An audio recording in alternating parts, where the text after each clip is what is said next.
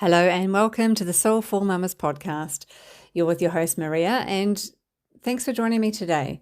I have a really wonderful, inspiring guest to share with you. Before I do, I just want to do a really quick check-in on how are you? How has your week been, your day been, this hour been? It's been, for me personally, and I know I'm not alone, lots of big things to navigate and experience of late. Just the energy and shifts of the seasons and times, and certainly that super full moon we had last week was a pretty big one. So those of you sensitive to the lunar energy or any energy, you're probably maybe like me recovering from that. It's been a really important time for me to remember, big aspects of what I teach, practicing what I preach, if you like, really using that sacred no and the sacred yes. And I've just had a weekend of a lot of sacred no, and there's been pretty much no contact with the outside world. The whole family, we didn't leave our property once. Lots of gardening, lots of pottering, lots of just reconnecting and just recovering, really, a bit of a reset and good healing replenishment after, just a busy time and lots of different things. So it was a good time for me to really practice that saying no, the sacred no, and being okay with that. And to be honest, I'm not always okay with that. It's not something that comes easy to me to say no to people. But by saying no to some other invitations or events, I was saying yes to myself and saying yes to my family, and that felt good and right and true. And so I'm just saying this because maybe you could do this as well or want to practice this as well. It's a big part of the work that I do, so if you need some support and help with that, please do reach out. It's easier when you're not going it alone. Just offering that if that's something that you need to consider. To pause, to say yes, and to say no, and being okay with it. Right, now today's guest, her name is Miroslava Pichova. She's originally from the Czech Republic and now lives in Nelson, New Zealand. You're going to be really inspired and uplifted by this conversation because, for many reasons, but her journey, her experiences are really big, ones that most of us can empathize with, but have no true understanding of what it's like. And what that looks like, I'll give you a little glimpse, is having a really traumatic birth with her first child, which resulted in medical neglect, which resulted in her child having multiple seizures, having widespread brain damage, and now subsequently having cerebral palsy. So the family learning to navigate their world now with this. And Miroslava is one of these really positive, optimistic people. She's been on a huge journey, obviously. She's constantly learning and growing and healing, and there's layers and layers and working through all of this. And what she has learnt and what she's grown into, she also then uses with her own clients as also a counsellor and a coach. Actually, many things. She wears many hats and has so many different skills and talents in her kete. She's a really, really beautiful, soulful human, and you're just going to love this conversation. So without any further ado, I bring to you the wonderful Miroslava. Miroslava, welcome to the Soulful Mamas podcast. It is so good to have you here today. Hello, nice to see you, Maria. Yeah. Um, I'm wondering if you can share with us a little bit about your journey into motherhood and a little bit about you. Yeah, sure I can. My journey into the motherhood was a really interesting one for me and for all of the people around me as well, as I've met my husband and I was writing intentional letters of someone who I want to be with. And I remember my ex-boss was talking to me and she said, do you realize that that person you are trying to attract is most likely a father of your child? And at that time, I wasn't even planning on having babies, or I was 28 and, like I felt all nice and free and didn't really think so much of the future. However, I went home and did write this letter to my future husband and changed and tweaked some things around because I realized it's most likely gonna be the person who is gonna be a father of my child. However, what I didn't expect that I'm gonna meet him in 14 days. And that we are pretty much gonna fall in crazy love and conceive a baby very quickly. I did get married in about 4 months of knowing him. Everyone around me thought I was absolutely crazy. But I just felt it's a right decision to do. And it all felt like, yeah, it is just what I'm supposed to be. I didn't, when I look at it back, I'm thinking, how come that I wasn't questioning it? But it was all about my intuition. And I'm not saying it was always the sweetest time. It was rough and tough times and times, and getting to know the families and just literally getting to know each other. And when I said to my husband, I am pregnant, he proposed straight away. And he said that it was the sweetest thing he could have heard. Yeah, as I said, we got married in about 4 months of being together. And when I was pregnant, I was one of these moms who did everything right. Like, I was just so cautious of what I was eating. I wasn't overweighted. I wouldn't consume a lot of sugar. I was just really trying to make things right. I don't think I was overly anxious because it wasn't a planned pregnancy. So I was just really in a flow and enjoying whatever was going on. And we traveled a little bit. We spent some time in USA and got married in the Czech Republic where I come from. And when we got back, I was probably like 6 months pregnant, I think. And we tried to really settle down and have our own little space. And at that time, my mom bought a house and she let us to live in it. Um, Yeah, I was all really healthy and I think I still looked really well and but probably about 2 weeks prior to um to the due date, I was sitting at home and having this question, should I have a home birth or should I go to the hospital? And I was really sitting with it and asking myself, what is the right decision?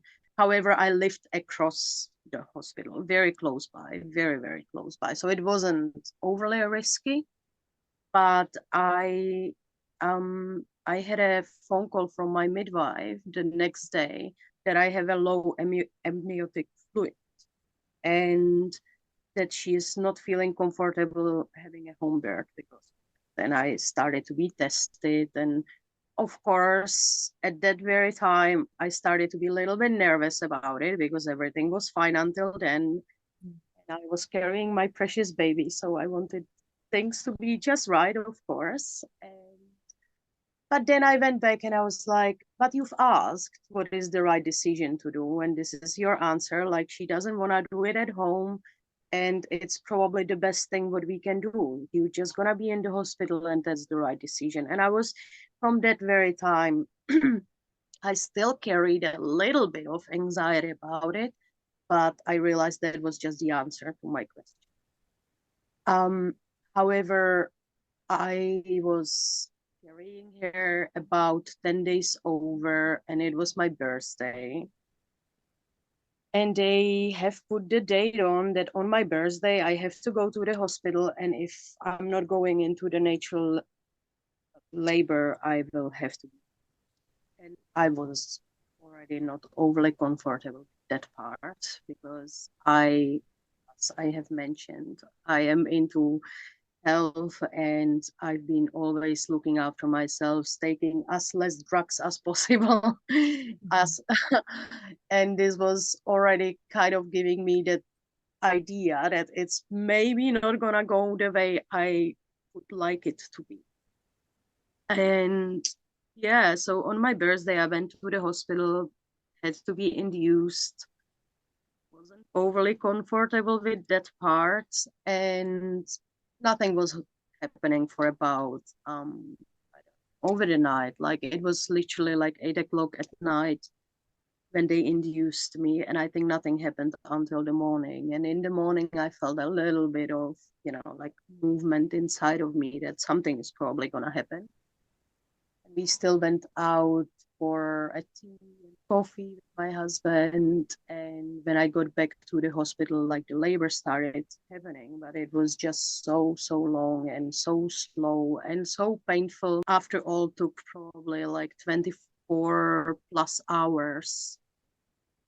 And by the time it was 24 plus hours without food and without anything, like, it was just so exhausting. And I really was on an edge of exhaustion. And they decided to give me epidural at that time, and I had a little sleep in between. And after I woke up, I went into the full labor. But anyway, it wasn't happening. It was just, it wasn't progressing the way it should. And I think at that time I started to be really nervous about it because my daughter was already kind of coming out, but it wasn't possible that she would really fully come out. And she was kind of like stuck in between. And in that moment, I got this message that if I'm not gonna give a birth now, she's gonna die. And I really, really felt it so strong that if I'm not gonna do any action, it's not gonna go well. And finally, out of this unfortunately fearful moment, she came to she came to the words, but she wasn't breathing. She was just completely blue. When they give you the number when the babies are born, she got 1 out of 10. So she was like really literally out of her body. And I was just asking if she's okay, if she's okay. They said that she's gonna be okay. I believe them. I do have to say, I really did believe them then. And that calmed me down. However, what I didn't realize that she wasn't even breathing and that they had to start her up. And it's actually like that she is not in a really good state. And her life started off with seizures. And it was very, very sad and traumatizing because, of course, they had to take her away to the incubator quite soon after she was born because they didn't have a cooling system in Nelson and probably not even expertise to deal with her. They had to fly her to Wellington pretty much straight after she was born. And my husband could go with her, but I couldn't. So that was another really, really tricky part. And then what happened, I've actually decided to jump on the commercial flight with my mom in a wheelchair. So quite adventurous, actually, if I really think about it back. But I didn't even question it. I was like, no, that's what I'm doing, and that's what we're doing. And yeah, so we went on the commercial flight, which was really crazy because I was just after giving a birth to the little baby who couldn't really stay with me. And yeah, it was very, very hard and traumatizing in some ways, but my coping mechanism was just helping me out to do whatever was needed. And I actually, funny enough, I felt really deeply connected. And I had so much trust in that. It was, yeah, I could feel and see all my power in that moment. And that was quite inspiring for me to have that experience. And then when I got to Wellington, they've already switched her sleeping because she had such a terrible seizures that it was just further damaging her brain. So she was literally just on the cooling mattress, shaking, and it was very, very traumatizing. And it took days and days and days until they took her off the morphine. Finally, trying to get awake. But of course, she was just so drugged out, and so fragile and weak and small. And it was just, yeah, very, very hard. And there were moments when the doctors asked us if we are actually okay to keep her because they weren't sure how big the damage of the brain is. And when they did the scan of the brain, the damage was pretty much everywhere. Like it was everywhere. That was the time when they asked us if we are actually like wanting to keep her alive. However, my intuition told me that this is just a bruising from the labor and that she's gonna be fine. I kind of knew that she's not gonna be completely fine, but I, yeah, I just felt it that it's not gonna be as bad as it looks. And no, it's not because she's walking, she's talking, she's got her difficulties now with like her memory. She lives every day a new day, really, because she doesn't remember a lot of things and she asks the same questions all the time. And when she was growing up, it was very tricky because her balance was really, really off. So she had very many injuries after she started walking. But she is the sweetest child and she's got such a high spirit, connection, and she's just really, really gorgeous. I'm very grateful to have her. Her diagnosis is cerebral palsy, but she's doing so great. She's doing pretty much everything as other children are. However, it does have its challenges because I can, of course, see that she's not developing in the same pace like her sister, perhaps, who is only 6 years old. And it's a completely different story. So it is making me very present and separating them and looking them as individuals and really not comparing them to each other and just being with whatever it is. And that's a really healing path, I find. And Yeah. you realize that they had completely different stories how they came to their life, because my second daughter, she was a hypnobirth baby where my husband didn't even believe me I was in labor. It was just all beautiful. She was born in the water. It was just almost without pain. We were in the hospital just because of the history, but she was just born maybe within an hour. I was in the hospital because I stayed at home as long as I could. Christina, my first daughter, she was there the whole time with us, and my whole family was there. My mom was there, her husband was there, and it was just like a really beautiful celebration. And So yeah, that's my story in a quick version of it. Oh, wow. I love that you were gifted the healing birth with your second daughter. It sounds like the absolute medicine you needed after, the going through what you went through. How old is Christina, your eldest daughter now? She is 9 now. She's 9. Yeah, beautiful. And your mama intuition was so strong. So strong. I mean, even before conception, it was almost like she was coming. She just had you two, your husband just needed to come together and yeah, she's got a job to do. She's got a mission here on earth and you're her people. Yeah, amazing. Amazing. And I love how that intuition guided you throughout that time, um, like steering you forward. So the doubt and the worry didn't override the what was that presence. Yeah. Gosh. And your mum, she lives in the Czech Republic. So She actually lives in Nelson, so we both here, and okay. we came together when I was 21. We decided to come and travel in New Zealand, and we've stayed. So Yeah, yeah, which is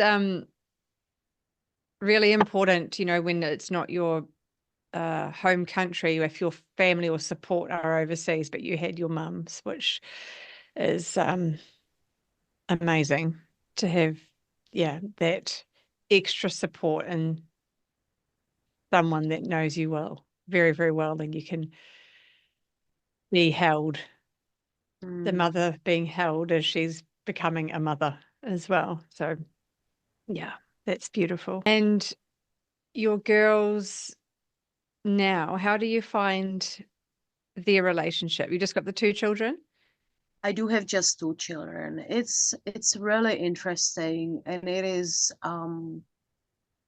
I feel they are so extremely different from each other, but at the very same time, I they both have really imagination, and they play for hours and hours, and it's been difficult on my little one in some ways, because like she's getting into that age where she is definitely noticing that she's been in school for about a year and she's already reading, where Christina is really struggling to.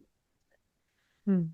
Is very much ahead of Christina, and she's aware of it, and we talk about it. Like I really try to create a space where they can say what they experience, and also I really value their feelings and joys and troubles, and really, like, I always try to do that motherly aftercare.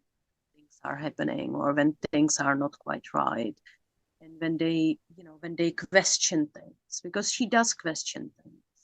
Hmm. And their other daughter, I think she's been always so caring, and also like really extremely happy for other people to succeed, if it makes sense. So she's been always extremely supportive to my little daughter, but she's really good with music. She's really good with this. She's really good at acting. Like, she's got so many abilities, and drawing, and like she's really, really talented. Hmm. And I feel that joy of my Christina for her is huge. Like, she's got such a huge heart, I find, that she is probably experiencing some sort of jealousy, but um more likely comes from that space of being happy for other people. That's absolutely impressive because I feel like they are so mature in so many ways and so aware and so loving actually. Like they just have, yeah, they just really beautiful children. Yeah. Their relationship is very strong.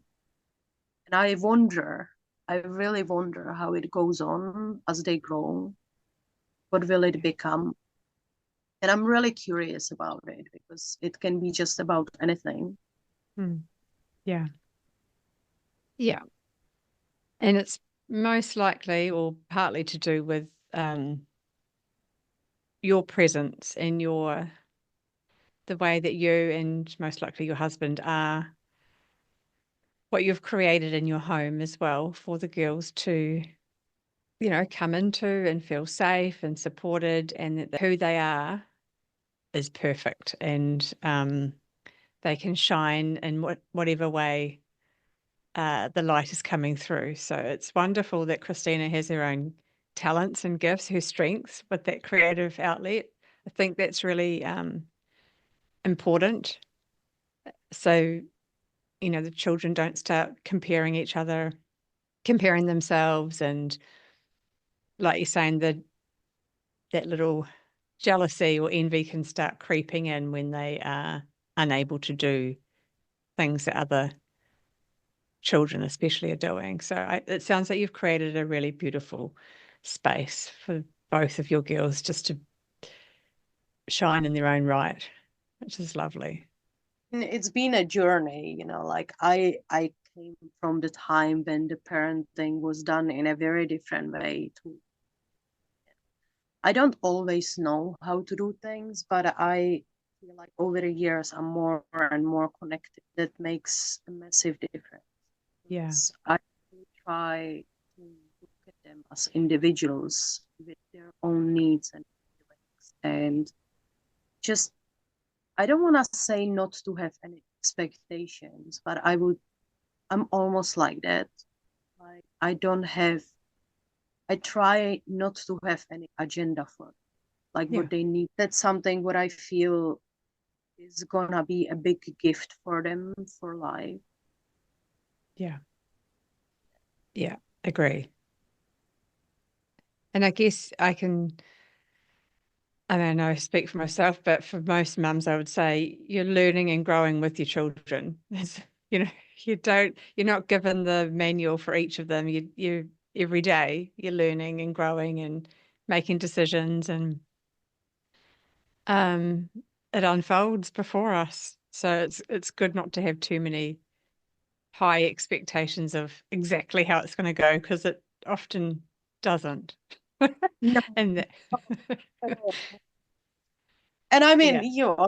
I've disappointed, right? So that's quite a good learning tool as well. I would say that once you expect too many things, it's never gonna lead to anything good. Yeah, exactly. Did you find, as Christina was growing up in her early childhood years and into schooling years, you felt supported, or she had support, or you had support to help support her? Yeah, I we are lucky in this unlucky situation because she's been accepted by ACC, so she's got the whole team on.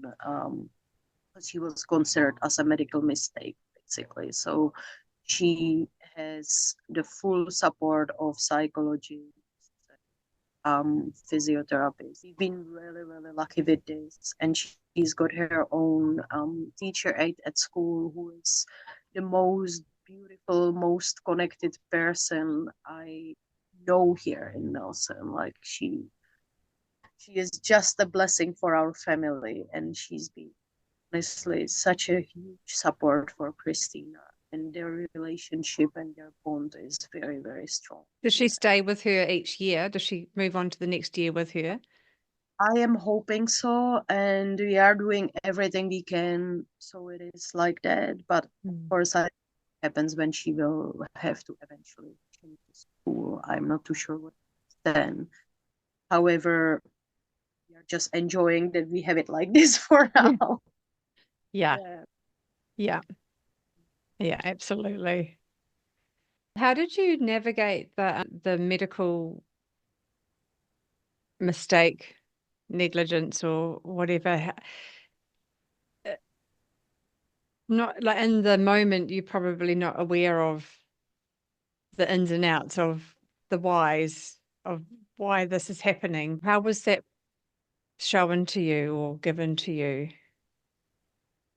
It was really, really hard to read the papers and to see that it hasn't been done in a correct way. I have actually done quite recently a healing on that topic. It was extremely helpful. Comes from possibility management, and it's something what I'm studying at the moment as well, is emotional healing, where you just sit with the sitter and he lets you to experience the day again. It is not like a regression, but it is a little bit similar to it. So you Mm. go back and you fully experience all your feelings, and that person is holding the space for you, and kind of, I would say, putting a little bit more fire onto it so it really goes through your whole body system. And I found it extremely helpful because I could have had an experience where I could be fully angry and fully sad and fully disappointed and not feeling the trust in myself and fully feeling all of these emotions which were present at the time. And because I was in the traumatic experience, I never let myself to experience that. And even though I've done other healings by myself on that topic and it was helpful, this was a very powerful tool. I feel so much lighter about the whole thing, because I think what was the hardest part I experienced throughout this healing was that I felt like they didn't say sorry, like, and I was sitting in that moment with that space holder saying, like, I was crying so hard out because I couldn't imagine if I was a midwife. I had this traumatic experience that things didn't go right, that I wouldn't write a letter, or I wouldn't do the phone call, or I wouldn't say, Yeah. like, I really feel so sorry about what happened. And Mm. it was something that was really lingering in my system quite a lot. And I wasn't aware of it until that healing came in. And it was really, really good that I could release that tension inside of me and have that experience of the sitter being there and me talking to him as he was the midwife, Mhm. really saying everything loud out, how I felt and how I didn't understand why she wouldn't do it without using my brain, just going into the feelings. And it was something what how I navigated, how I did. Yeah, it's really healing. Mm. It's I think it's so necessary as well for women who have been through, particularly a traumatic birth in that way, especially when the outcome is, that's a really severe consequence of whatever the negligence. So that's huge. So the healing part is in order to move forward and to release that attachment that's stuck in there. It's powerful and so important. Is that something that your husband felt like he would have liked to have done, or did he process in his own way? I think he did process in his own way, and he's been always quite a connected person as well himself. And I don't think he's ever done it with a therapist. I can almost imagine the way I'm observing myself. We have very different timings in our own processes and healings. And I can imagine that maybe it might still come up when the things, because it is getting more obvious that she does have challenges, and there will be challenges. There will be probably challenges over here not having enough friends and things like this, and that can be very rough on parents, I think, when you see your child struggle. And for example, she had the most beautiful best friend in school, and she moved to Christchurch. And ever since she's gone, she hasn't developed the same friendship. So that's, challenges like this are really hard. And I can imagine for my husband, these things will be actually very hard to see in the future. So I can imagine he might take that journey in the future. I think we sort of live in the respectful way of each other and respect each other's timing. And I am not that kind of person who would necessarily push things onto him. I'd rather wait for people to see the result and maybe then ask questions. Yeah. Yeah. Yeah. Perfect. It sounds like, well, it sounds like it sort of leads into the work that you do now. Is that kind of the work that you do now, was that something as a result of your journey and your experience, or? It is interesting because I feel like I was always like, I started off with counseling because I felt like even when I was growing up, I in the Czech Republic, with my mom and dad who were divorced when I was about 11 years old, and it was really rough because my dad was drinking a lot and he hurt my mom a lot, and I was part of it. Like I never got hurt by him, but I've seen a lot of violence in my household, and um it was really, really tough. And it probably made me very strong at times. And just um I always was a friend to my mom. I always listened to her stories and what she is experiencing. And I probably did the same thing for my other parts of the family, like my auntie and my grandma. And, like I always felt like I was seeing more than they were seeing, even though I was a child. Hmm. And they asked me questions. It was interesting because I really did feel I mattered.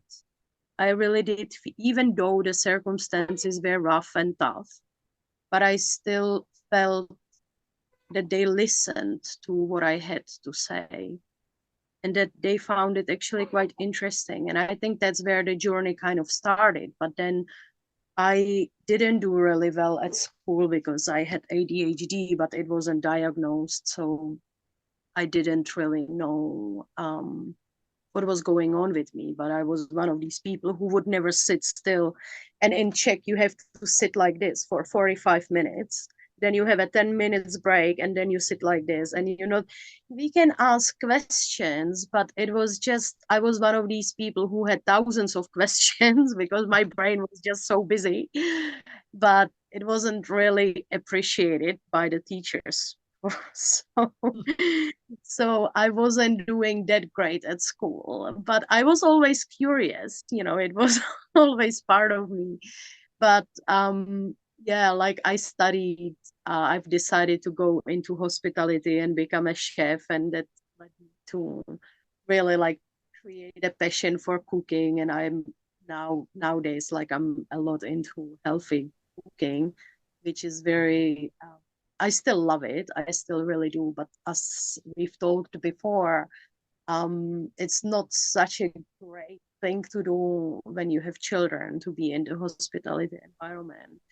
So I started studying psychology and counseling, and then when I did counseling, I was combining it with Cacao Ceremonies because I've really loved creating that special space for people to really have a time for themselves. And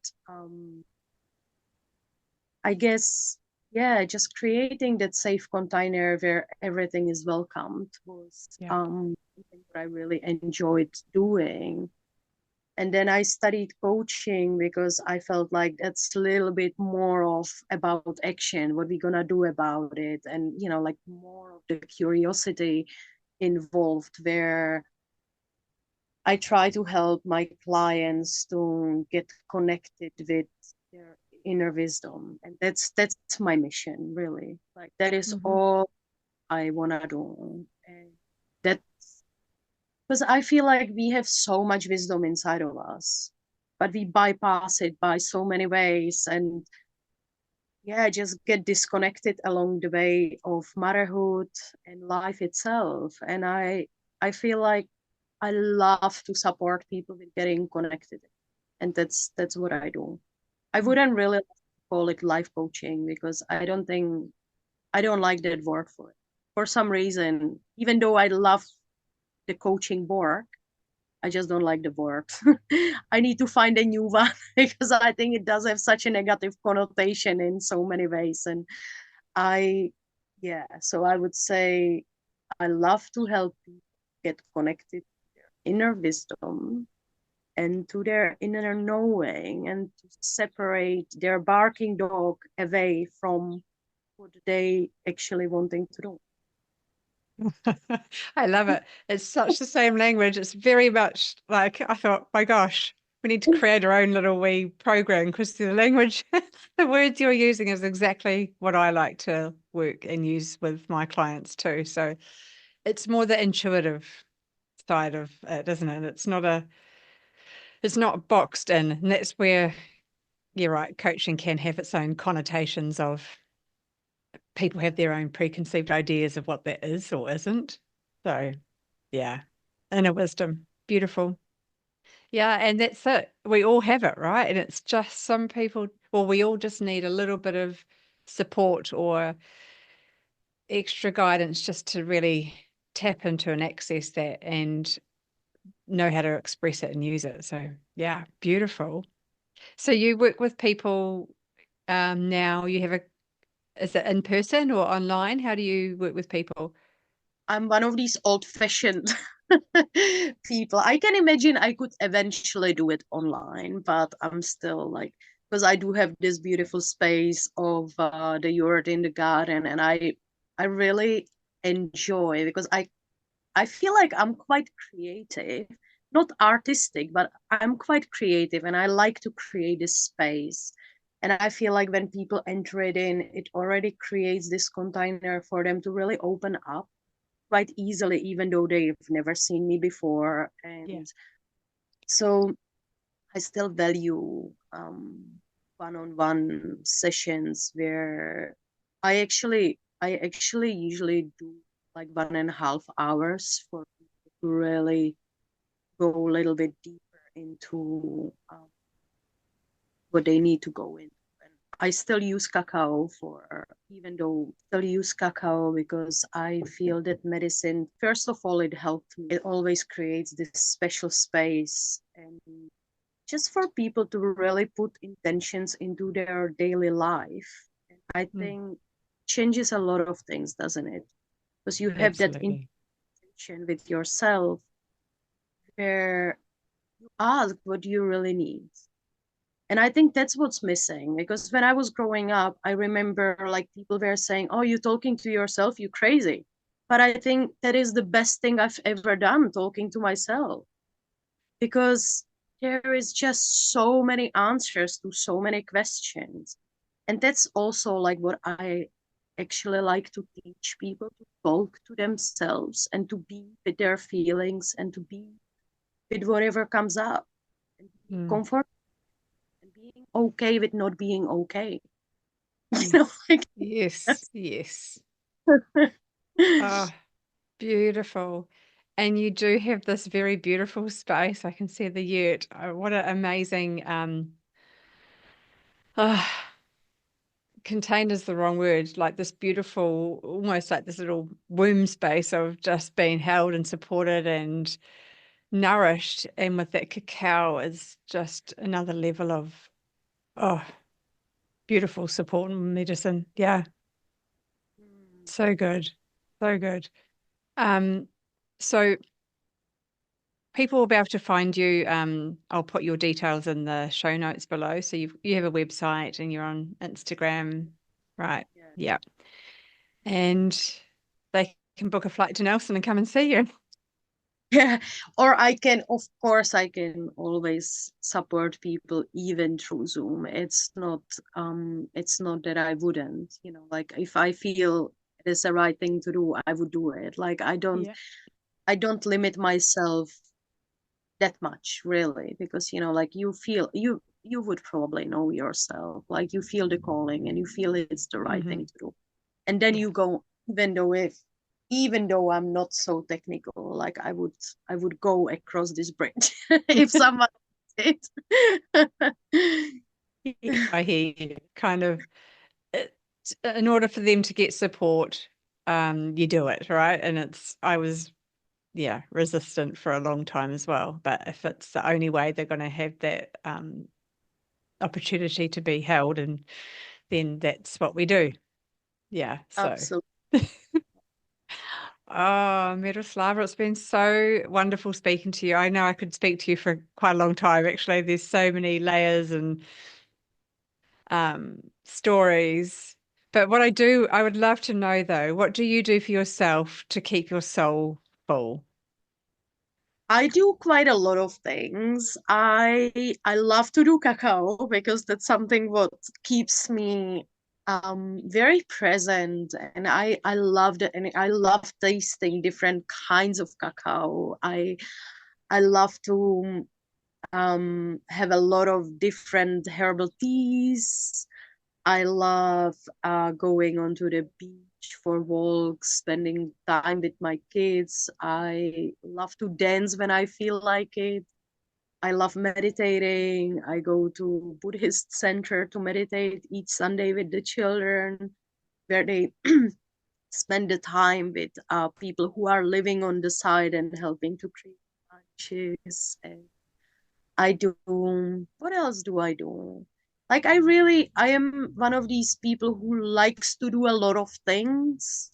So, like when it's spring, I do gardening and I enjoy it. And when it's autumn, I might just go more into studying again and books. And yeah, so I like it is, yeah, I feel like it is a lot of things I do for me. And I'm studying psychosomatics at the moment, so that's a really interesting part of my studying as well, Mm, and what I'm really interested in.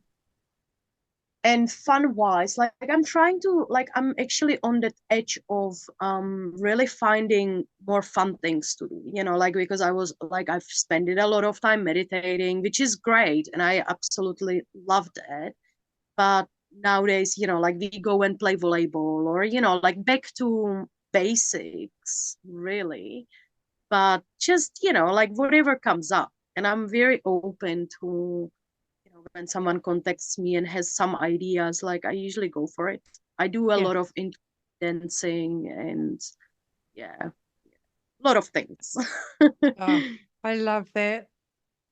Hopefully everyone's listening to this and taking note. It's so good. And it doesn't have to be one thing. It can be, like you just said, the season. Each season brings another energy of what you're called to do or not to do. And I think being in the flow of that, and um yeah, it's like releasing some of the rigidity around life. Yeah. Absolutely. And I really try to do things that makes me feel excited. That's, like where I feel a little bit of vibe into it. And yeah, what brings the smile in my face. And it can be different things at different seasons, as you say. Yeah. Yeah, absolutely. That's beautiful. I mean, I can tell it on your face. You're just glowing, and there's just like, it's really inspiring. So thank you so much for your sharing and your openness. And yeah, I really appreciate you and your time. And yeah, thank you so Thank you much. for having me. Thank you. I really appreciate it too. This was such a beautiful conversation with Miroslava. It was how do you say, so joy-filled and light in amongst something, her sharing an experience that was really big, really heavy, really traumatic. And I think that just gives this picture of this beautiful person that she is and just lives life to the fullest. And the things that she shared that keeps her soul full, and she's just lit up and glowing when she's sharing this. And you can just tell really makes the most of every single day and lives it fully. And I guess that's one of the gifts her daughter Christina has brought her and her family. So I really appreciate her generosity and her sharing and being so willing to be vulnerable and really open and honest. Really beautiful. So a couple of, there's lots of things, as always, there's always so many things, but a couple of takeaways is that ability to listen to your intuition, that mama intuition, and act upon it, to find the joy in all of life, and to take time to be creative and find the things that bring you back into that sense of presence so you can connect in with your own inner wisdom and inner knowing. The importance of forever being a student and learning and being willing to learn and grow and be in part of that flow of life as it unfolds, and layers are brought to the surface and they need to be cleared, if you like, revisited, healed. It's like the spiral. It's never one and done always. And her journey, her healing journey with her daughter is beautiful, and her capacity to hold space also for her husband. And they both, obviously there's this reciprocity of allowing each other to have their experience, but clearly really solid in their relationship and their parenting and the way they navigate their home and their life. So a real joy. Really great, really grateful for this conversation. Have a look in the show notes and you'll know how to find Miroslava. She's got this amazing yurt. It's on my bucket list to have a yurt. This beautiful yurt space where she sees her clients, and these wonderful cacao ceremonies that she provides as well. Such good medicine. So go and look her up. And if you're in the South Island of New Zealand, have an experience. Go and visit her. Thank you all for joining me today. As always, I so appreciate your coming in and spending your time here with me and my guests. I appreciate you, and I'm wishing you a soul-filling week ahead. And I'll see you all soon.